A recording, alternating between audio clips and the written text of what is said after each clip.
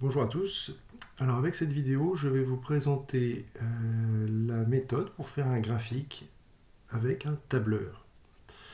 Alors dans l'activité qui était proposée, il fallait montrer que deux lois étaient, enfin valider deux lois ou non. C'était la loi de Kepler et la loi de Snell-Descartes sur la réfraction. Alors rappelons-nous un petit peu de quoi il s'agissait. Donc voici la simulation. Vous avez ici un rayon laser, donc un rayon lumineux, qui passe d'un milieu 1 à un milieu 2. Ce sont des milieux transparents. Vous avez ici donc un changement de direction de la lumière lorsqu'elle change de milieu. Ça s'appelle la réfraction.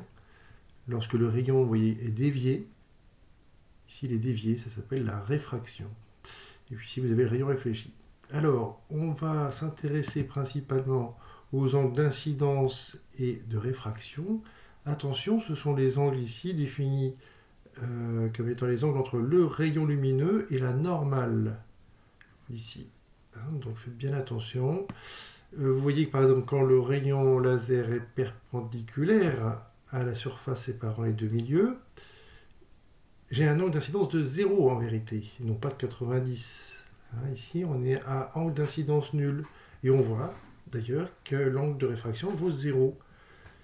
D'accord, donc il n'y a pas de déviation pour le rayon perpendiculaire au dioptre avec un angle d'incidence donc de 0. Alors dans la vidéo précédente, je vous avais indiqué plusieurs angles comme ça que l'on pouvait récupérer et donc faire un graphique avec voici donc les valeurs que j'ai reportées ici dans un tableau. Alors j'ai utilisé le tableur Excel, mais on peut utiliser d'autres tableurs, c'est la même chose. Alors pour faire un graphique de I2 en fonction de I1, on n'a qu'à sélectionner l'ensemble ici de ces valeurs en prenant I1 et I2. Je recommence. Vous mettez sur la case au-dessus, vous cliquez gauche et vous tirez. Et voilà, l'ensemble est sélectionné. Ensuite, on va insérer un graphique. Voilà, et je choisis nuage de points. Voilà, ici les points sont affichés. Alors on peut voir tout de suite que ces points ne sont pas alignés selon une droite qui passe par l'origine, bien qu'au départ on ait cette impression, mais ensuite on voit clairement qu'ils ne sont pas alignés. Autrement dit, I2 et I1, les deux angles ne sont pas proportionnels. Alors ce graphique, puisque là ici c'est surtout le graphique que je vais expliquer, non pas forcément l'activité, il est fabriqué automatiquement et en fait il met I2 en fonction de I1. Là vous avez en haut un titre, on va le compléter, c'est I2 en fonction de I1, c'est-à-dire que I2 est en ordonnée et I1 est en abscisse.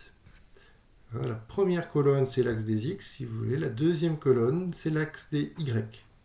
Et donc ici on met bien Y en fonction de X, I2 en fonction de I1.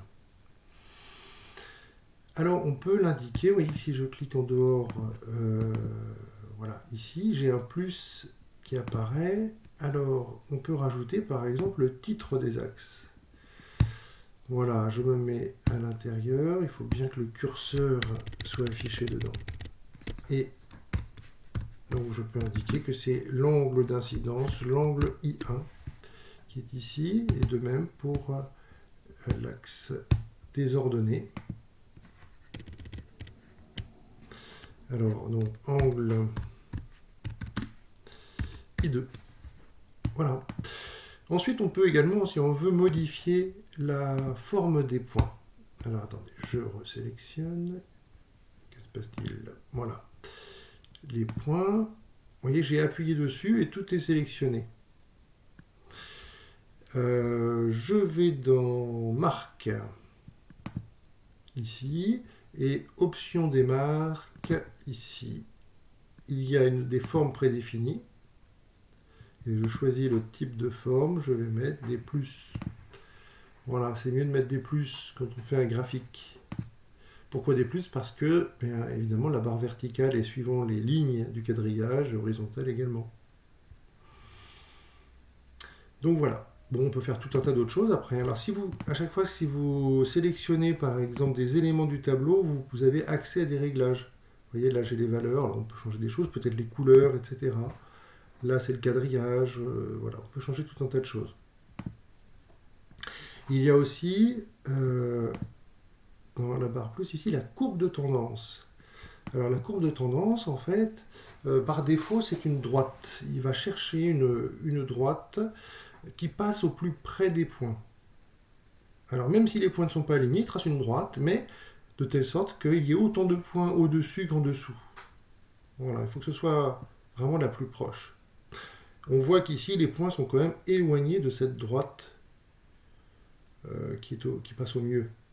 Bon, donc on peut voir que ces points ne sont pas alignés. Le modèle de Kepler qui nous dit que I2 est proportionnel à I1 n'est pas validé. Voilà. Alors maintenant, on va passer à la loi de Descartes. La loi de Descartes dit que en fait, c'est le sinus de I2 qui est proportionnel au sinus de I1. Avec une loi un peu plus compliquée, avec N1 sinus I1 égale N2 sinus I2, mais ici, il est simplifié, enfin cette loi est simplifiée parce que N1 vaut 1, parce que on passe de l'air à un autre milieu. Bref, alors il nous faut calculer les sinus I1 et sinus I2. Pour calculer le sinus, là ici, j'ai juste écrit les sinus écrits comme ça. En fait, si vous voulez, le tableur voit du texte là. Il ne sait pas ce que c'est, il ne comprend pas que c'est un sinus. Si je veux qu'il calcule, je dois mettre d'abord égal. Dans la cellule, on commence les calculs par égal. Ensuite, je vais donc indiquer qu'il doit calculer un sinus. Il faut mettre une parenthèse. Et ensuite, l'angle. Par contre, l'angle, il va falloir le convertir en radian, parce que là, ils sont mis en degrés. Alors, on va mettre radian. Vous voyez qu'il indique ici radian, mais il faut mettre un S. Et puis, de l'angle. Alors, c'est sinus I2, je veux. Sinus I2, c'est donc cette première valeur qui m'intéresse. Je clique dessus. Vous voyez que ça a fait apparaître B2. B2, eh bien c'est la valeur dans la colonne B, ligne 2. C'est bien celle-ci. Je ferme une première parenthèse en rouge, là, ici, et puis il y en a encore une seconde à fermer. Voilà. Enter, et il affiche 0. C'est normal, le sinus de 0 est égal à 0. Alors, on va faire la même chose pour chacune des valeurs ici, mais on ne va pas tout retaper. En fait, on va lui dire de faire le même calcul. Il va refaire cette formule, mais en adaptant les lignes. Il va comprendre qu'en fait, on veut calculer avec les valeurs suivantes. Donc, on se place sur cette cellule où on a mis la formule. Et cette fois-ci, on va se mettre dans le coin inférieur droit. Alors, vous voyez que si on se met au milieu, on a une croix blanche. Et si on se met dans le coin inférieur droit, elle devient noire. Vous voyez, là, elle est blanche, et puis après, hop, elle devient noire. On fait un clic gauche dessus, et on tire vers le bas. Voilà, je lâche, et on voit apparaître toutes les valeurs. Alors, est-ce que ce sont les bonnes? Est-ce qu'il a recopié? On va vérifier.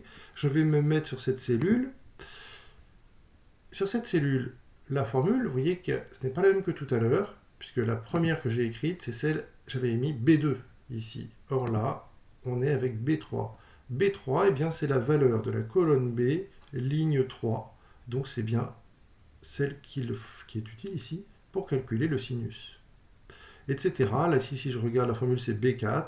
Vous voyez qu'à chaque fois, il a mis la bonne ligne. Le tableur a compris qu'on voulait calculer avec la valeur suivante. Donc ça, c'est très pratique. Ça évite d'avoir à écrire tout le temps la formule. On va faire la même chose avec sinus I1. Bon, là, on est obligé d'écrire la première quand même.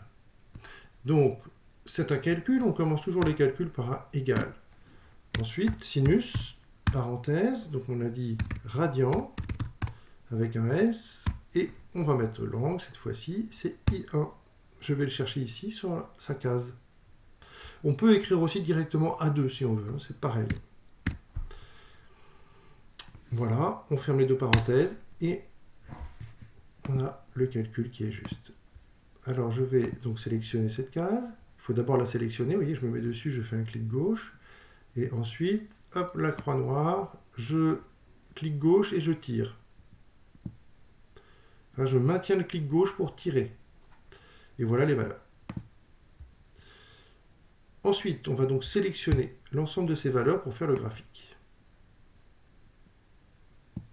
Alors, j'ai inversé, vous voyez, le I1, I2, tout à l'heure on passe, c'est bien I1 à gauche, I2 à droite, mais là c'est sinus I2 à gauche, sinus I1 à droite. En fait, j'ai fait cela pour obtenir le sinus de I2 en fonction... non, pardon, le sinus de I1 en fonction du sinus de I2.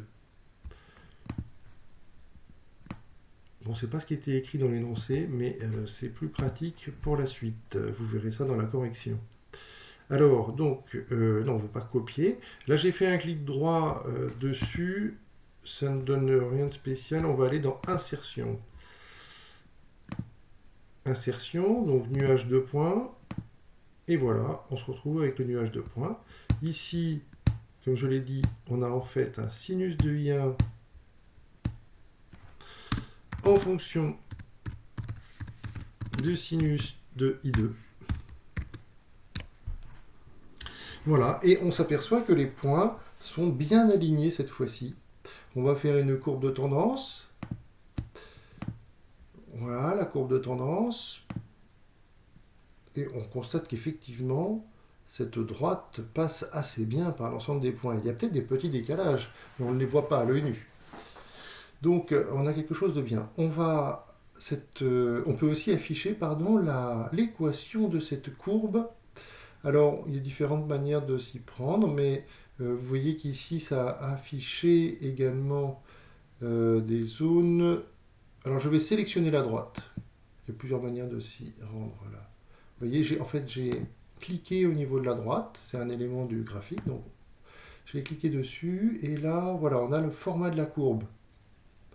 Format de la courbe de tendance. On ne voit pas trop. Bon. Je vais aller dans cet onglet ici. Et comment il s'intitule cet onglet? Option de courbe de tendance. Voyons voir ce qu'il propose comme option. Alors on pourrait, là ici on a une courbe linéaire, mais on pourrait faire d'autres types de courbes, vous voyez, arrondies qu'on appelle logarithmiques, polynomiales, etc.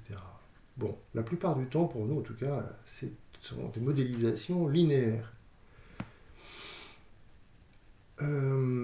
Alors le nom de la courbe automatique, etc. Et si on descend suffisamment, on voit qu'il y a ici marqué afficher l'équation du graphique. Voilà, c'est parfait. On l'a. Donc c'était pas facile à trouver celui-là. Et on a l'équation qu'on peut déplacer ici.